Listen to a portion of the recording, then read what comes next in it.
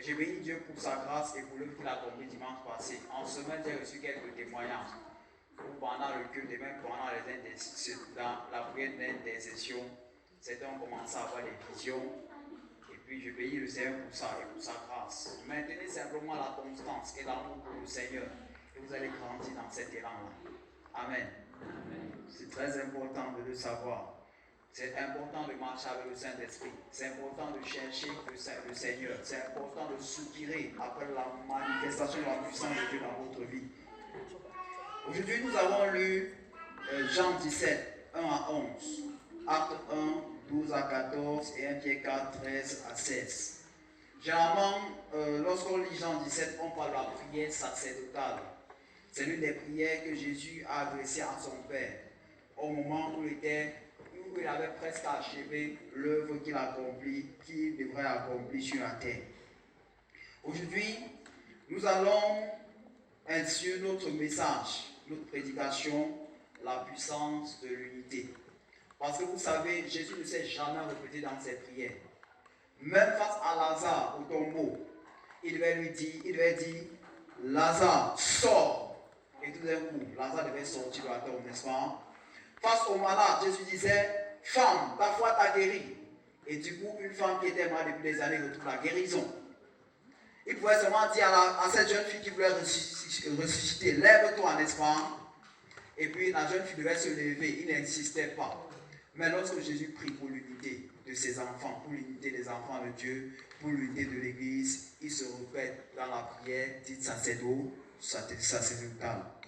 Le verset qui retient notre attention, c'est le verset 11. Il dit, je ne suis plus dans le monde, et ils sont dans le monde.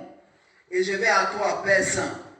Garde en ton nom ceux que tu m'as donnés, afin qu'ils soient un comme nous. Afin qu'ils soient un comme nous. Ça veut dire quoi? Dieu forme une unité parfaite avec Dieu, c'est le Père, le Fils et le Saint-Esprit. Les trois forment une unité parfaite. Ils ne peuvent pas être dissociés, ils ne peuvent pas être séparés. Les trois avancent ensemble. C'est trois en un, quoi. Il n'y a pas trois dieux, n'est-ce pas? Mais c'est trois en un, n'est-ce pas? On a vu ça ici avec le triangle équilatéral. Et on a démontré comment est-ce que les choses se passaient. Ici, là, on va se rendre compte que Jésus, au départ, a la notion du compte rendu. Dieu l'a envoyé, le Père l'a envoyé. Et maintenant, lorsqu'il achève la mission, il est capable de retourner rendre compte plus fidèlement. Et il dit au Père, tu m'as envoyé faire ceci. Voilà, je l'ai fait. Tu m'as envoyé annoncer la vie éternelle. La vie éternelle, c'est quoi? C'est simplement qu'ils te connaissent, toi le seul vrai Dieu. J'ai amené le monde. J'ai amené ce que tu m'as donné à te connaître, toi le seul vrai Dieu. Une seule personne s'est égarée. C'était celui qui devait se garer, n'est-ce pas? C'était le fils de la perdition. Il n'a pas voulu écouter les enseignements. Il n'a pas voulu écouter les conseils. Il n'a pas voulu écouter les exhortations. Et finalement, il s'est égaré. Il était destiné à... En fait, c'est le fils de la perdition. La première question que je veux poser, avant qu'on entre dans la puissance de l'unité, est-ce que tu es capable de rendre compte à ton petit niveau, même quand on t'envoie? Si le Fils rencontre au Père, est-ce que la notion du compte rendu est un problème? Chez nous, en Afrique ou alors chez nous au Cameroun, quand tu as confié une tâche à quelqu'un, après tu lui demandes de te rendre compte, il se fâche d'abord. Parce qu'il dit, donc tu ne me fais pas confiance, quoi. Donc tu me soupçonnes d'avoir volé. Non, si on te demande de rendre compte de ton travail, de rendre compte de ton administration, de rendre compte de quelque chose qu'on t'a confié, ça ne veut pas dire qu'on te soupçonne de vol. Même Dieu applique le même principe. Et même à la fin des temps, tu seras appelé à rendre compte. Tu envoies la chorale quelque part, tu reviens, tu leur rends compte. Ils ne rendent pas compte. Maintenant, tu envoies un enfant quelque part en route aller acheter quelque chose à la boutique. Il rentre, il ne te rend pas compte. Je me souviens un jour d'une histoire quand j'étais encore tout petit. Ça m'avait bien fait mal, mais ça m'avait enseigné. Je n'étais même pas encore converti. Ma tante est arrivée à la maison et elle m'a envoyé écraser le maïs. Elle m'a donné 100 francs. Et elle m'a dit, je ne suis pas sûr que les 100 francs là vont suffire même. Je suis arrivé, on écrasait le maïs à 50. Et lorsque je suis rentré à la maison, elle m'a dit, donc on a pris tous les 100 francs. J'ai hésité un instant. Et elle dit, oui, tata, on a pris tous les 100 francs. Et elle m'a dit, waouh, donc on t'a même pas laissé 50, ou on t'a même pas laissé 25. Parce que je croyais que si on pouvait même te laisser 25 ou 50, tu achètes même tes bonbons avec. Et puis j'étais un peu honteux et confus là. Mais en réalité, je n'ai pas dit la vérité même à l'heure là. C'est plus tard, quand j'étais converti, que je vais raconter cette histoire. Parce que lorsque tu es même converti et que tu pries, il y a des choses que tu peux rechercher. Dieu te demande d'aller réparer les torts que tu as commis depuis des années. Et là maintenant, tu vas descendre dans l'humilité pour aller réparer les torts que tu as commis depuis les années. C'est ça ce qui veut grandir avec le Seigneur. Voyez-vous, est-ce que j'avais rendu compte, mais je n'avais pas rendu compte fidèlement. J'avais un peu menti parce que j'avais biaisé les étapes. Dans le compte rendu, dans la vie de la plupart d'entre nous, dans le compte rendu, ils ne sont pas fidèles, ils ne sont pas logiques. Si on t'a confié par exemple une activité de faire, et on t'a confié un travail de faire, et que chemin faisant, tu utilises 200 de plus pour pouvoir prendre le transport, pour acheter les beignets, pourquoi ne pas mentionner ça dans le compte rendu? Vous savez que les gens n'aiment pas le compte rendu, n'est-ce pas? Hein? Enfant, est-ce que tu es capable de rendre compte à tes parents comme il se doit? Femme, est-ce que tu es capable de rendre compte à ton mari comme il se doit? Tu as un peu jonglé seulement, n'est-ce pas? On t'envoie au marché, d'aller acheter X ou Y. Quand tu arrives, tu achètes X, Y et Z. Mais parce que Z te concernait, ça ne concernait plus la maison. C'était une dépense extra programme. Tu as honte de rendre compte de Y que tu as ajouté dans l'affaire. Ça veut dire que tu es infidèle. Nous devons travailler notre infidélité, une autre fidélité plutôt, lorsque nous sommes encore petits. Nous devons apprendre la notion de fidélité et de compte rendu. C'est très important pour ceux qui veulent aller loin. Et pas un compte rendu biaisé, mais un compte rendu fidèle. Moi, je rends compte à ceux qui m'ont envoyé ici, à mes supérieurs, et je fais un effort d'être juste dans le compte rendu. Même si on dit souvent que la sagesse voudrait qu'on ne dise pas tout, n'est-ce pas? Mais c'est la sagesse mondaine et diabolique qui voudrait qu'on soit cachotière. Moi, tu peux pas fonctionner avec quelqu'un avec qui tu ne fais pas confiance. Ça n'a pas de sens. Amen. Maintenant, il va insister sur un fait, sur l'unité de son corps, l'unité de l'Église. Je prie afin qu'il soit un. C'est Dieu le priait le priait dans lequel Jésus s'est répété, c'était la prière pour l'unité de l'Église. Et comment et pourquoi est-ce que Dieu insiste sur ce fait? Vous savez, dans l'Ancien Testament, un jour, les hommes de la terre ont décidé de se rassembler, de construire une ville qu'on appelle une tour qui devait arriver jusqu'au ciel. Et Dieu lui-même, dans Genèse 11, le verset 5 à 6, va faire un constat. La Bible nous dit, l'Éternel descendit pour voir la ville et la tour que bâtissaient les fils des hommes. Et l'Éternel dit, voici, ils font un seul peuple, et tous ont une même langue. Et c'est là ce qu'ils ont entrepris. Maintenant, rien ne les empêchera de faire ce qu'ils auraient projeté. Lorsque l'Église est unie, lorsque les gens sont vraiment unis autour d'un projet, rien, même Dieu reconnaît que rien ne peut les arrêter. Ils sont rassemblés ici contre Dieu, n'est-ce pas? Dieu a dit, allez, dispersez-vous sur toute la terre, dispersez-vous sur toute la terre, peuplez la terre. Mais ils ont dit, entre eux-mêmes, non, c'est une bonne idée qu'on ne se disperse pas. C'est une bonne idée que nous restons ici, que nous bâtissons une ville qui va atteindre le ciel. Et Dieu lui-même reconnaît que parce qu'ils sont rassemblés, parce qu'ils sont unis, rien ne leur sera impossible. Voyez-vous, des fois vous échouez, des fois nous échouons, simplement parce que nous refusons d'être unis. Des fois les familles échouent, parce qu'ils ont refusé d'être unis. Voyez-vous, si dans une famille par exemple, au lieu de cotiser, lorsqu'il y a un obsèque, les gens s'asseyent, ils cotisent 1 million pour organiser l'enterrement. Mais si dans une famille, par année on disait qu'on va cotiser pour aider une seule personne à lancer une entreprise avec un capital d'1 million qui devait régénérer le revenu, n'est-ce pas, beaucoup de familles seraient sorties de la pauvreté depuis des années? C'est pour ça, non? Chacun a ses 100 000, il va se débrouiller là-bas. Après, il est même frappé, puis on sait tout ce qui s'est passé. On recommence à zéro. Mais lorsqu'il y a un malheur, on se rend compte que c'est l'absence de l'unité qui fragilise la famille. Si l'Église était unie autour de la parole de Dieu, je vous assure, c'est que dans ce pays, l'Église est crainte et respectée. Lorsque tu parles aux gens, Lorsque tu parles d'un chrétien, le catholique n'aime pas voir le protestant n'aime pas voir le pentecôtiste n'aime pas voir le réveillé. Et après ils disent qu'ils sont de là. Ils tous croient en Jésus. Au même Jésus là. Plusieurs personnes travaillent pour détruire et déstabiliser l'église du Seigneur. Pourtant, Jésus a prié un peu plus, pas pour que les gens guérissent. Non, il a prié un peu plus pour que l'église soit unie. Et celui qui travaille à diviser l'église du Seigneur travaille contre Dieu. Quand je parle de l'église, j'ai défini l'église le dimanche dernier. Je ne parle pas de ceux qui viennent dans les assemblées comme ça. Je parle de tous ceux qui dans le monde entier ont connu le véritable, sont nés de nouveau et ont connu le Seigneur. Voyez-vous, même les familles aujourd'hui ne se parlent plus dans nos pays ou dans nos villages. Pourquoi? Parce qu'un enfant de la famille est allé dans une église pentecôtiste. Maintenant, l'autre est allé dans l'église catholique. L'autre est allé maintenant chez les protestants. Qu'est-ce qui se trouve maintenant? C'est la guerre. Ils disent tous qu'ils ont Jésus. Mais ils bagarrent entre eux. Les gens ne se parlent même plus. C'est donc un été rejeté en famille. Simplement parce qu'on dit, il n'appartient pas à mon église. Vous travaillez contre Dieu. Dieu n'est pas pour la division.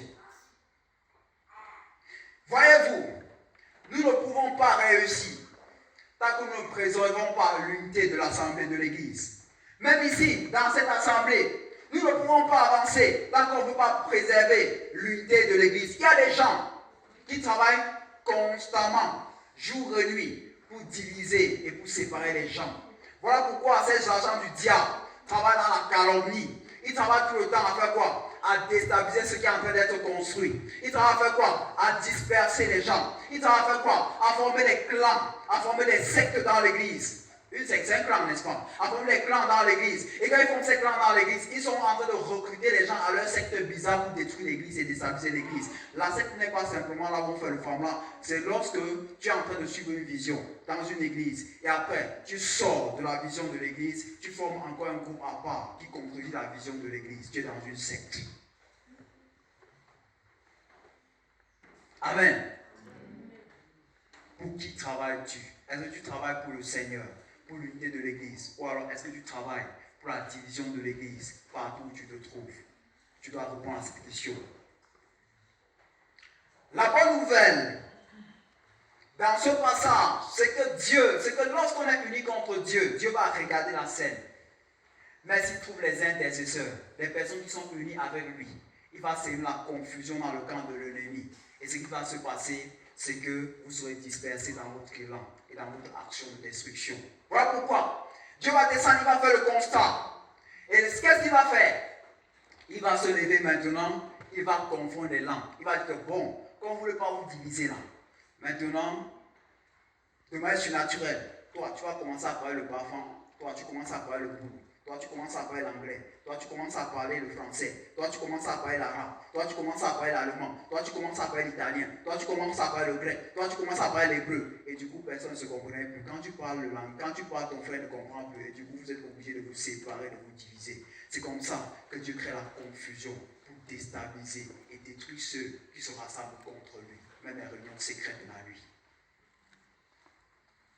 Voilà pourquoi la promesse que Dieu fait aux chrétiens, à ceux qui lui appartiennent réellement, c'est qu'ils sortiront contre toi par un chemin. C'est qu'ils vont se rassembler dans les ténèbres. Ils vont se rassembler, former des complots contre toi par un chemin. Mais lorsqu'ils vont arriver, à cause du fait que tu appartiens à Jésus et que tu es dans sa présence, ils vont s'enfuir par sept chemins. C'est que l'autre va fuir sans plus chercher où est son frère. Parce que Dieu est plongé dans une confusion totale et absolue. Et c'est ce que Dieu fera de tous ceux qui se lèvent contre toi si tu appartiens à Jésus.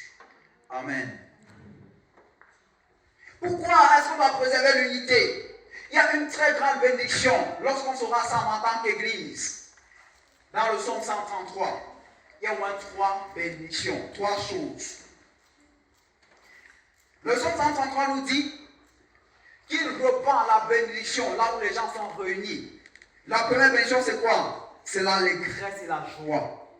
Lorsque tu es avec des frères, des personnes qui craignent réellement le Seigneur, qui craignent Dieu, Dieu reprend une joie exceptionnelle au milieu de vous.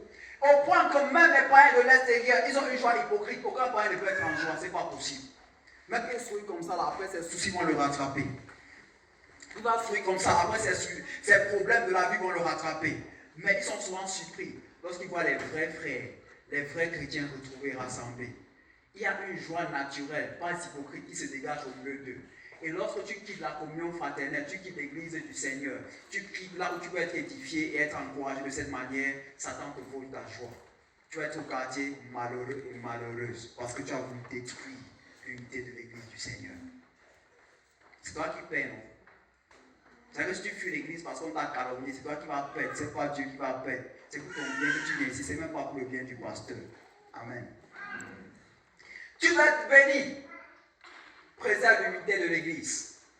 Vous savez, le psaume 103 dit qu'il repent la bénédiction en abondance, là où les gens sont unis. Là où les gens demeurent ensemble.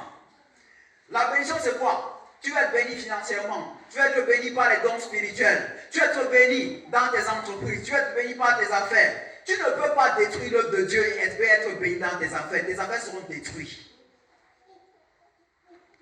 Travaille à être avec les autres, à grandir avec les autres, à te frotter aux vrais frères et aux vraies sœurs, aux personnes qui craignent Dieu et qui marchent dans la fidélité. Et je t'assure, tu seras béni sur le plan spirituel et même sur le plan matériel. Car Dieu a dit qu'il va verser l'huile, n'est-ce pas, sur la tête de ceux qui se rassemblent et qui demeurent ensemble dans le Seigneur. N'est-ce pas, hein? La troisième chose, c'est que la vie, Zoé, la vie de Dieu, se dégage, la vie de Dieu se dégage là où les gens sont rassemblés. Je prends pas un exemple. Lorsqu'on se retrouve à l'école de croissance, on va se rendre compte que si un malade, on prie pour lui guérir, n'est-ce pas? Mais je suppose que le malade était calé à la maison. Il devait souffrir de sa maladie, c'est la faute de Dieu. Il n'est pas venu à la communion fraternelle et par contre les dons spirituels ne vont pas opérer pour sa guérison et sa restauration. Souvent tu as besoin de directives. Tu es dans une situation, tu es coincé, tu ne sais plus comment est-ce que tu vas évoluer, tu ne sais plus comment tu vas avancer. Quand tu viens à l'église, parce que tu veux préserver la communion fraternelle, le pasteur prêche, il touche ton problème, peut-être il ne connaît pas ton problème, il te donne la solution, pourtant il ne connaissait pas ton problème à l'avance. Tu as prié à la maison, tu as dit à Dieu, Seigneur, j'ai besoin de directives par rapport à cette situation. Tu arrives à l'église, par rapport à le jardin pratique, Dieu te donne le message par rapport à la directive. C'est comme ça qu'on reçoit les directives pour la vie. Si tu t'es resté à la maison, ou tu avais fait l'église pour aller dans ton marché, tu perdrais cette bénédiction. Tu ne vas pas t'attraper au marché, t'attraper chez toi pour te donner la bénédiction qu'il donne dans l'assemblée. Tu ne vas pas t'attraper chez toi pour te donner la vie qu'il donne à ceux qui demeurent dans l'assemblée. Ceux qui vous disent qu'on peut être chrétien en vivant à la maison là, ils travaillent avec Satan. On ne peut pas, tous ceux qui viennent à l'église ne sont pas des chrétiens, ils ne sont pas nés de nouveau, c'est vrai. Mais tous ceux qui sont nés de nouveau viennent à l'église et ils travaillent dans la communion avec les véritables frères, les véritables enfants de Dieu. Amen. L'autre puissance, l'autre avantage, lorsqu'on préserve l'unité, c'est que ces prières deviennent un peu plus efficaces. Nos prières deviennent un peu plus efficaces. Et nos prières portent un peu plus. Voilà pourquoi, lorsqu'on va prendre la prière d'accord, ça appelle ceux qui sont unis. Et lorsqu'on va voir, en acte des apôtres qu'on a lu tout à l'heure, on va dire qu'ils sont rendus où? À la chambre haute. D'un commun à accord. D'un commun à accord. C'est qu'ils étaient unis dans l'esprit. Pas le genre de personne qui va se retrouver avec toi maintenant, il va prier. Mais en esprit, il n'est pas d'accord avec toi. Il prie pour toi, et non. Tu te retrouves ici avec quelqu'un. Tu pries pour lui, pour sa situation. Mais dans ton cœur, tu souhaites même que, oh Seigneur, permets que la situation s'empire. Pour qu'il comprenne aussi ce que je dis souvent. Parce qu'il n'a pas souvent eu compassion de moi. Vois un peu le genre de prière que les gens font souvent, n'est-ce pas? Et maintenant, tu pries avec quelqu'un, après tu le calomnies par derrière. C'est la preuve que vous n'étiez jamais en accord, n'est-ce pas? Vous n'étiez jamais en amour, en harmonie. Ceux qui présentent l'accord et qui défendent les intérêts du Seigneur et de son royaume travaillent. Ils ont une efficacité et un impact plus réel dans la prière. Ils ont des victoires que les autres ne peuvent pas remporter. Pourquoi? Parce qu'ils ont appris à collaborer avec les frères, à collaborer avec les sœurs, à être honnête autant que les frères. Et c'est là où la puissance de Dieu se déclenche, se déverse, même dans l'intercession pour le gagnement des autres personnes. Regardez, Dieu, Satan sait que le plus grand désir de Dieu, c'est que nous soyons unis. Maintenant, Satan travaille avec les hommes, toujours contre le projet de Dieu. Satan va lever souvent des accusations bizarres entre vous, entre nous. L'autre va se lever, il va accuser l'autre. Mon ami, tu fais tes cultes à 8 heures. Bon, mais normalement, il faut faire les cultes plutôt à 9 heures. Et puis, un problème bizarre comme ça, là, les gens vont se lever. Et l'autre va couper sa part, aller là-bas, dire que bon, là-bas, c'est parce qu'on fait le culte à 8 heures. Oh, normalement, on devait faire le culte à 9h. Qui t'a dit qu'on est obligé de faire le culte à 8h ou à 9h? Je prends l'exemple concret pour qu'on comprenne les bêtises que les gens discutent tout le temps. Le protestant ne va pas s'entendre avec l'adventiste du 7e jour. Pourquoi? Parce qu'il va lui dire, je fais mes cultes le jour du sabbat. Le jour du sabbat, c'est samedi. Et maintenant, l'autre va dire que non, le jour du sabbat, c'est dimanche. Maintenant, on va dire que parce que tu te retrouves le dimanche pour adorer Dieu, et je me retrouve le samedi pour adorer Dieu, on va se dire maintenant, non, vous êtes une secte. L'autre va dire tu es une secte, l'autre va dire tu n'appartiens pas à Dieu. Mais ils ont oublié que Dieu allait trancher le problème. Lorsqu'on va lire le Colossiens, la Bible nous dit que personne ne te juge au sujet d'une fête, d'une nouvelle lune ou d'un sabbat. C'est l'ordre des choses à venir. La réalité est en Christ. Christ est notre sabbat. C'est que tous les jours, c'est le jour du repos. Amen. Ils n'ont pas compris ce que j'ai dit là. N'est-ce pas? C'est comme s'ils ne lisent même pas la pensée de Dieu. Les gens s'accrochent sur les détails comme ça là, et puis ils divisent l'église du Seigneur. Tu vas voir certaines personnes, ils ont les accroches sur les détails. Ils s'accrochent sur les éléments secondaires de la parole. Ils s'accrochent. Regardez, lorsque dans l'église primitive, on voulait reconnaître quelqu'un comme dirigeant de l'église ou comme ancien, il devait bien accueillir les saints. Et on disait qu'il devait laver les pieds des saints. À l'époque, les gens marchaient en bas-bouche. Un peu comme vous voyez dans les films de Jésus, n'est-ce pas? Les gens marchaient en bas-bouche. Et quand quelqu'un entrait chez toi, le signe que tu lui as donné un bon accueil, c'était que tu devais laver ses pieds. Vous voyez un peu ça, hein? Tu vas nettoyer la poussière sur ses pieds. Ça s'appelait l'hospitalité. Ça, c'est le principe qu'il y a derrière. Maintenant, dans la pratique, on faisait comment? On lavait les pieds des gens. Maintenant, quelqu'un va prendre le même passage, dans le même contexte. Il va venir ici à Badiou. Il va dire que comme les chrétiens là, ne lavent plus les pieds de ceux qui entrent chez eux là, ils ne sont pas des véritables chrétiens. Il n'a pas raison, il a tort, il travaille contre Dieu parce qu'il n'a rien compris. Dans la parole de Dieu, il y a ce qu'on appelle le principe qui va rester de génération en génération, qui ne peut pas varier. Il y a ce qu'on appelle la pratique qui change d'un endroit à l'autre, qui change du contraire à l'autre. La pratique change, mais le principe ne change pas. Le principe, c'est l'hospitalité. Ici, quand quelqu'un entre chez toi, pour démontrer que tu as bien accueilli, tu fais comment? Tu donnes une chaise, il s'assoit. Si tu as l'eau à boire, tu lui donnes, il boit un peu, n'est-ce pas? Et si tu as aussi le riz à lui donner, tu lui donnes, il mange aussi. Gloire à Dieu. C'est ça, non? Maintenant, celui qui accueille les gens comme ça dans notre contexte a respecté le principe qu'on appelle l'hospitalité. Or, dans notre contexte, même si tu donnais la nourriture à quelqu'un sans laver ses pieds, il va considérer que tu ne l'as pas bien accueilli. Amen. Si ici on fait culte à 7h, ailleurs on fait culte à 9h, ailleurs on fait culte à 15h, ailleurs on fait culte à 16h, où est le problème? Parce qu'on a besoin de s'attacher sur l'heure pour nous diviser, pour dire que nous ne sommes pas des frères. On a besoin de ça.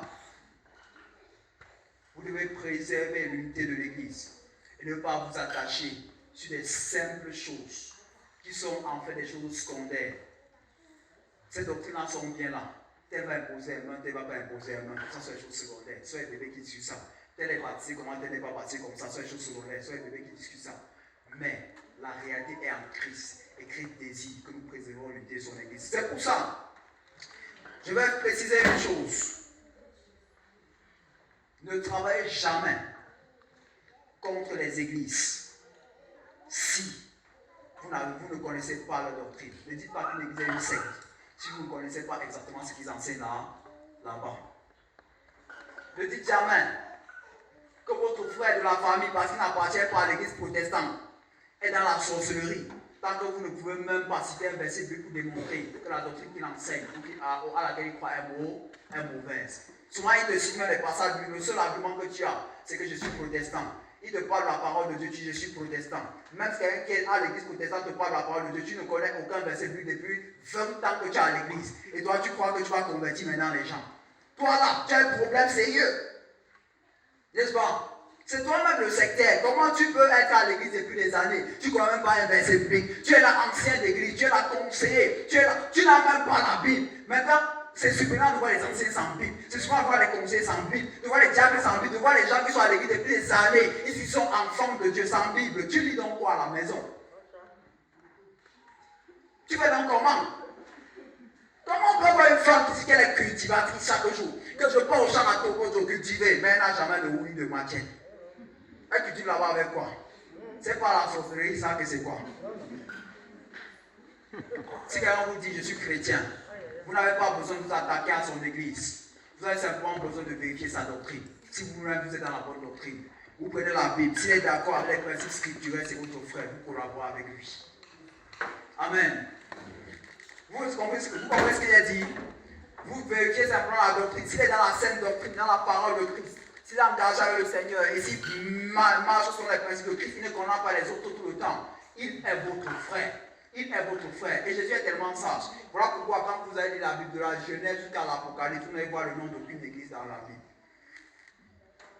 Vous avez vu peut-être, c'est dans la Bible. Ça a été créé, non? Ça a été créé en 1900, c'est combien là? Les 50, quelque chose comme ça. Vous avez vu église presbytérienne dans la Bible. Vous avez vu un verset qui dit église presbytérienne. Vous avez vu un verset qui dit église méthodiste. Vous avez vu un verset qui parle de ça. C'est pas Dieu est tellement sage. Dieu est tellement sage. Il savait que s'il parlait de ces choses-là, si tu as les noms précis, à un moment donné, il devait contribuer avec toi pour saccager, pour détruire, pour diviser son église sur la terre. Vous devez travailler pour lutter l'église dans ce pays. Vous devez travailler pour lutter l'église dans le Cameroun. Mettez de côté vos différences et vous devez prier constamment comme votre Seigneur que son église dans ce pays soit unie contre Satan, soit unie dans la prière. Et là, Satan sera renversé et le réveil spirituel viendra. Le pays retournera à la parole de Dieu. Le pays retournera au Seigneur et on verra la gloire de Dieu descendre au milieu de nous.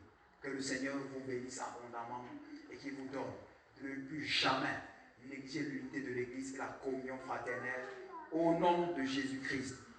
Amen. Amen. Amen.